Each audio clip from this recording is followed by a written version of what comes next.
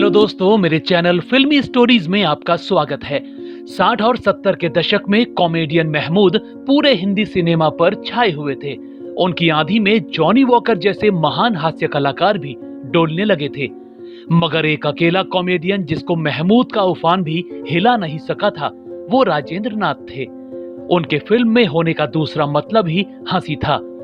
वो किसी सीन में खामोश भी खड़े हो जाते तो भी उस दौर के दर्शकों की हंसी छूटने लगती थी। मगर क्या आप उनकी बर्बादी की कहानी जानते हैं? कैसे राजेंद्र की बदकिस्मती और एक गलत फैसला उनको ले डूबा था? चलिए हम आपको उस महान कॉमेडियन के बॉलीवुड पहुंचने और तबाह होने का किस्सा सुनाते हैं। हिंदी सिनेमा में ऐसे चंद ही महान अदाकार हुए जिन्होंने किसी किरदार को ऐसे निभाया कि वो किरदार ही उनकी पहचान बन गया। मध्य प्रदेश के टीकमगढ़ में 8 जून 1931 को जन्मे राजेंद्र नाथ भी उन चंद कलाकारों में आते हैं। अगर आप सिर्फ पोपटलाल कह दो तो खुद ब खुद ही उस दौर के सिने प्रेमियों के दिमाग में राजेंद्र नाथ मल्होत्रा की छवि बन जाया करती थी। पिता करतार नाथ मल्होत्रा अंग्रेजों के जमाने के आईजी हुआ करते थे। इतने बड़े पुलिस अधिकारी थे तो अपने इस बेटे को पढ़ा लिखा कर डॉक्टर बनाना चाहते थे। वो रीवा में पोस्टेड थे तो अपने बेटे की स्कूलिंग रीवा के बड़े कॉलेज में करवाई।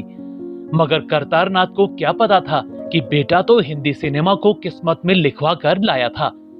अब जानिए वो बॉलीवुड में कैसे पहुंचे। असल में राजेंद्र नाथ का मन पढ़ाई में बिल्कुल नहीं लगता था।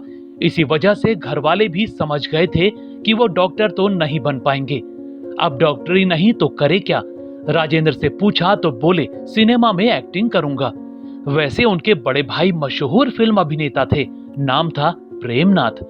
जब राजेंद्र ने अपनी पढ़ाई खत्म की तो बड़े भाई से बोले कि मुझे भी एक्टिंग करनी है।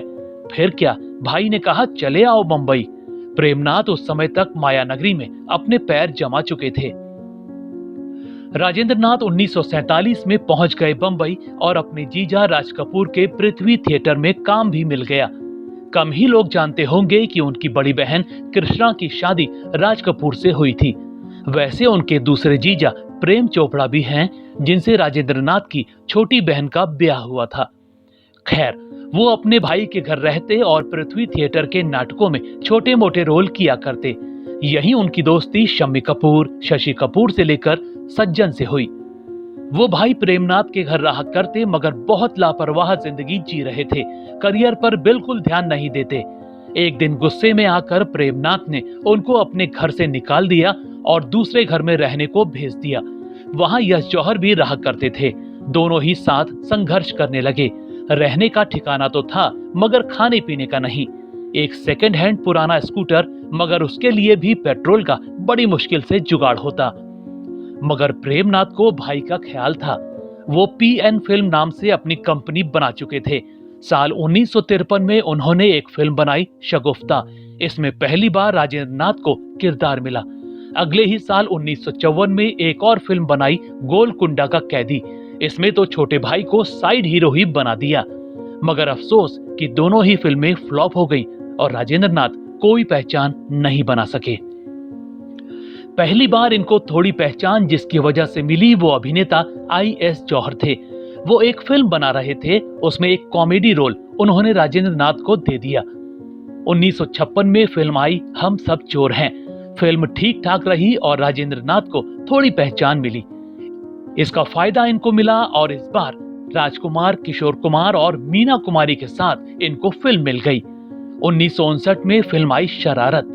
ये भी कामयाब रही और उनको थोड़ी और पहचान मिल गई। इसी साल एक और फिल्म आई दिल देके देखो। शम्मी कपूर और आशा पारे की इस फिल्म में राजेंद्र को भी कैलाश का किरदार मिला। अमीर फैक्ट्री मालकिन सुलोचना लाटकर के घर पर पला बढ़ा किसी दूसरे शख्स का बेटा। फिल्म हिट हो गई और अब तो राजेंद्र नाथ की अच्छी पहचान बन गई। मगर दोस्तों, अभी वो फिल्म आने वाली थी जिसने हिंदी फिल्मों में उनकी किस्मत ही बदल कर रख दी। वो फिल्म थी देवानंद आशा पारे की जब प्यार किसी से होता है। 1961 में आई फिल्म में राजेंद्र कुमार को किरदार मिला पोपट लाल का, एक अमीर बाप का बेवकूफ बेटा। फिल्म रिलीज हुई तो लोगों को देवानंद से ज्यादा पोपट लाल भा गया। कई सीन्स में उनकी अदाकारी देवानंद पर भारी पड़ गई। बस इस फिल्म के बाद तो लोग राजेंद्र नाथ को सारी जिंदगी पोपटलाल ही पुकारते रहे। इसके बाद उन्होंने कभी पीछे मुड़कर नहीं देखा।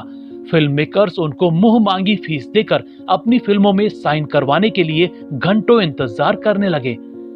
फिर वही दिल लाया हूं, राजकुमार, तेरे घर के सामने, मेरे सनम, जानवर, आए दिन बाहर के, एन इवनिंग इन पेरिस, तीन बहुरानियां, झुक गया आसमां, राजा साहब, पूरब और पश्चिम, आन मिलो सजना, आया सावन झूम के जैसी फिल्मों ने राजेंद्र नाथ को 60 के दशक का टॉप कॉमेडियन बना दिया। नाम, इज्जत और शोहरत सब कुछ उनको हासिल हो गया। 1969 में उन्होंने गुलशन कृपलानी नाम की कन्या से शादी भी कर ली। दोनों के 2 बच्चे हुए, एक लड़का और एक लड़की। कॉमेडियन के रूप में उनका करियर कामयाबी के 7वें आसमान पर चल रहा था, मगर दोस्तों कहते हैं किस्मत से कोई पार नहीं पा सका। राजेंद्र नाथ भी अपवाद नहीं रहे। उनकी बदकिस्मती का दौर 1969 को आया। वो फिल्म की शूटिंग के लिए अपनी कार से जा रहे थे। अचानक उनकी कार का बहुत बड़ा एक्सीडेंट हो गया। उनको फौरन अस्पताल ले जाया गया, जहां उनकी हालत बहुत गंभीर थी। जैसे तैसे डॉक्टरों ने उनकी जान तो बचा ली, लेकिन कई महीनों तक वो हॉस्पिटल में ही भर्ती रहे। अस्पताल से घर लौटे तब भी ठीक होने में कई साल लग गए। इस हादसे ने उनके करियर को बुरी तरह बर्बाद कर दिया। हादसे ने करियर खराब कर दिया था, मगर इसी बीच वो अपने जीवन की सबसे बड़ी गलती कर बैठे, जिसने उनको तबाह कर दिया। 1972-73 की बात है। वो फिल्मों से अच्छा पैसा कमा चुके थे। एक दिन उनके दोस्त उनसे मिलने पहुंचे और बोले कि एक्टिंग छोड़ो, अब फिल्में बनाओ। राजेंद्र नाथ ने उस सलाह को मान लिया और बस यही उनकी जिंदगी की सबसे बड़ी गलती हो गया। उन्होंने अपने होम प्रोडक्शन में एक फिल्म बनाने का फैसला कर लिया, मगर उनको पता ही नहीं था कि आगे क्या होने वाला है। 1974 में फिल्म बननी शुरू हुई। नाम रखा गया गेट क्रैशर। रणधीर कपूर और नीतू सिंह की जोड़ी को मुंह मांगी कीमत में रख लिया गया। सिकंदर खन्ना को बड़ी फीस देकर डायरेक्टर बनाया गया। फिल्म में कितना पैसा लगता है, कितना देना होता है, ये उनको पता ही नहीं था। बस लोग शूटिंग के नाम पर उनसे लाखों रुपए मांगते गए।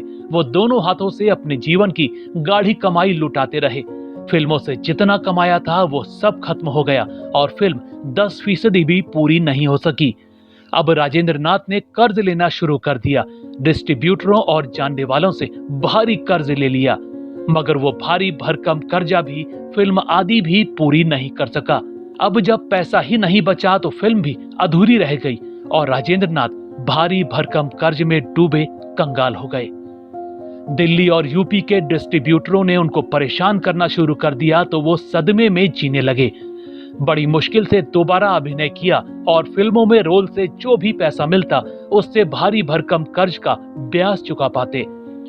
पूरी तरह बर्बाद हो चुके राजेंद्र नाथ अंदर ही अंदर खून के आंसू रोते रहते और फिल्मों में लोगों को हंसाया करते। उनको अपने कर्ज चुकाने में करीब 20 साल लग गए। किस्मत के फेर में फंसा ये महान कॉमेडियन जैसे तैसे अपने जीवन की गाड़ी खींचता रहा। इसी बीच 1992 में बड़े भाई प्रेमनाथ की हार्ट अटैक से मौत के गम ने उनको तोड़ दिया। वो कुछ संभले ही थे कि 1998 में छोटे भाई नरेंद्र नाथ, जो मशहूर फिल्मी विलेन थे, उनकी भी एक एक्सीडेंट में मौत हो गई। दोनों भाइयों के गम में वो लंबे समय तक डिप्रेशन में रहे। उन्होंने फिल्मी दुनिया से दूरी बना ली। इसके बाद उनकी तबीयत ऐसी बिगड़ी कि कभी उबर ही नहीं सके। आखिरी बार राजेंद्र नाथ टीवी शो हम 5 में नजर आए थे। 13 फरवरी 2008 के दिन 60 के दशक का चमकता सितारा ये दुनिया छोड़कर चला गया। दोस्तों, आपको कॉमेडियन राजेंद्र नाथ कैसे लगते थे? उनकी कौन सी फिल्म या किरदार आपको याद है? हमें कमेंट में जरूर बताइएगा। ऐसे ही और स्टोरीज को जानने के लिए आप मेरे चैनल फिल्मी स्टोरीज को सब्सक्राइब भी कर सकते हैं। बस बेल आइकन दबाना मत भूलिएगा।